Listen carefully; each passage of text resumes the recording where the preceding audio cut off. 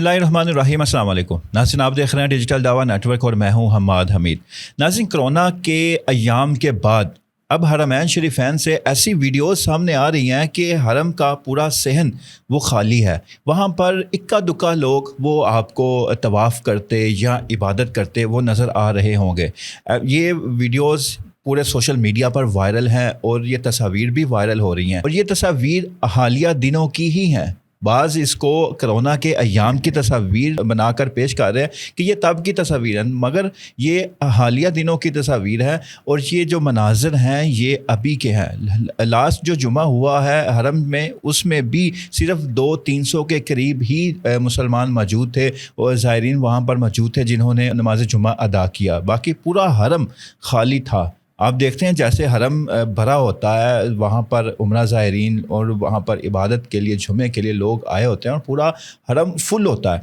मगर इस दफ़ा जो जुमा भी हुआ तो तब भी पूरा हरम का सहन खाली था। सिर्फ थोड़े से लोग ही थे जो नमाज जुमा की अदायगी के लिए वहाँ पर मौजूद थे। अब ये हालात क्यों बने? और इसके अलावा भी कई ऐसी वीडियोज़ हैं जिनमें औरतों की चीखें हैं।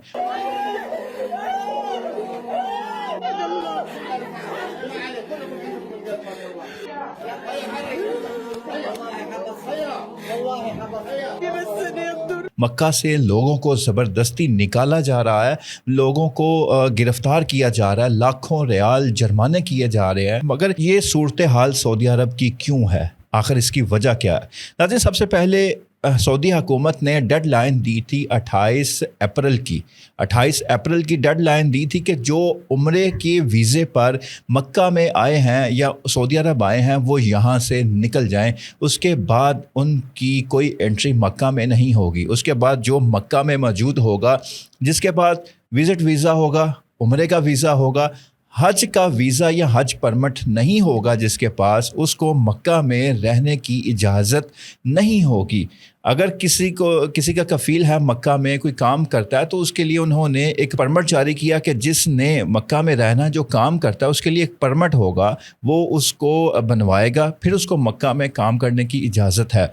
अदरवाइज़ कोई भी ऐसा शख्स जिसके पास हज का वीज़ा नहीं है, हज का परमिट नहीं है सऊदी शहरी के लिए, तो वो मक्का में एंटर नहीं हो सकता। इसके लिए उन्होंने सख्त से सख्त इंतज़ाम किए। तस्वीर आप देख रहे हैं, उन तस्वीर में ये मक्का की एंट्रेंस है और यहाँ पर इतनी सख्त चेकिंग है कि तारीख़ में, सऊदी अरब की तारीख़ में ऐसी चेकिंग पहले नहीं होती थी। कितने पॉइंट्स बना दिए गए हैं कि जो भी मक्का में एंटर होगा सिवाय हाजी के जिसने हज अदा करना है, उसके अलावा कोई शख्स मक्का में एंटर नहीं हो सकता। यही वो वजह है कि अब हरम आपको खाली नज़र आ रहा है, क्योंकि अभी हज के जो ज़ायरीन हैं, जो हाजी हैं, वो अभी मक्का पहुंचने शुरू हुए हैं। अभी हज को टाइम है, अभी वो पहुंचने शुरू हुए हैं। जब वो पहुंचेंगे, जब एक बड़ी तादाद आ जाएगी, फिर आपको ये हरम भरा हुआ नज़र आएगा। उससे पहले जो भी तस्वीर आपको मिलेंगी वो ऐसे ही होंगी कि हरम खाली खाली होगा। तो ये सख्त सिक्योरिटी के और हाजियों की सहूलत के लिए ये सख्त इंतज़ामात किए गए हैं। उसके बाद जो वीडियोज़ हैं, जो मक्का में ख़वातीन की चीखों पुकार की वीडियोज़ हैं,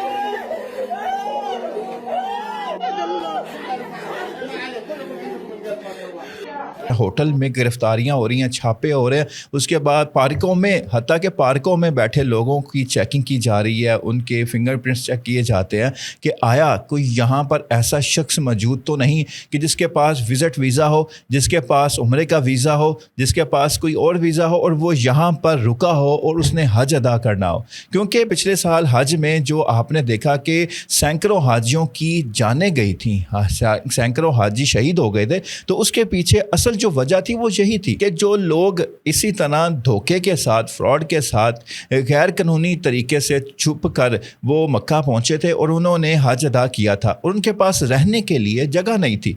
कैंप नहीं थे मीना के, होटल्स नहीं थे, उनके कमरे नहीं थे, उनके पास साजो सामान रखने के लिए कोई चीज़, खाने पीने के लिए कुछ भी नहीं था। वो इस तरह छुप छुपा कर मक्का में पहुँचे तो फिर वो बड़ी तादाद वहाँ पर इस गैर कानूनी जो हज करने आए थे उनमें शहादतें हुई, क्योंकि गर्मी थी और गर्मी की वजह से हाजी वो गर्मी का बर्दाश्त ना कर सके और वो जान से चले गए। ये इस दफ़ा सऊदी हुकूमत ने यह तय कर लिया कि हमने मक्का में किसी को गैर कानूनी दाखिल नहीं होने देना।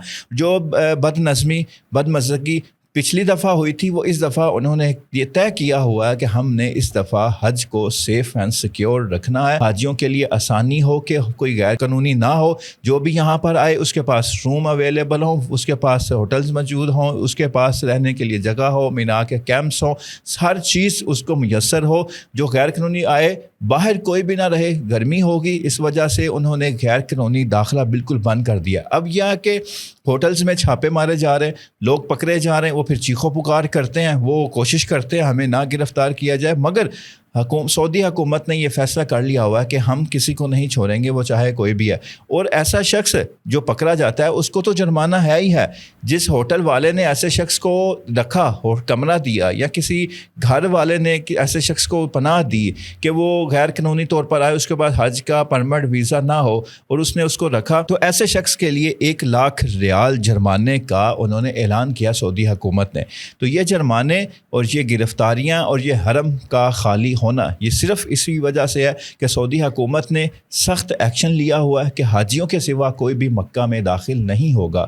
تو یہ حاجیوں کی سہولت کے لیے۔ اب اس میں کئی لوگ یہ اعتراض کرتے ہیں کہ بھائی یہ پہلے تو نہیں تھا، حج ایک فریضہ ہے، کوئی بھی مسلمان اس کو ادا کر سکے، مگر جب انتظامات آپ کے پاس ہیں تو وہاں پر بدمزگی پیدا ہوگی۔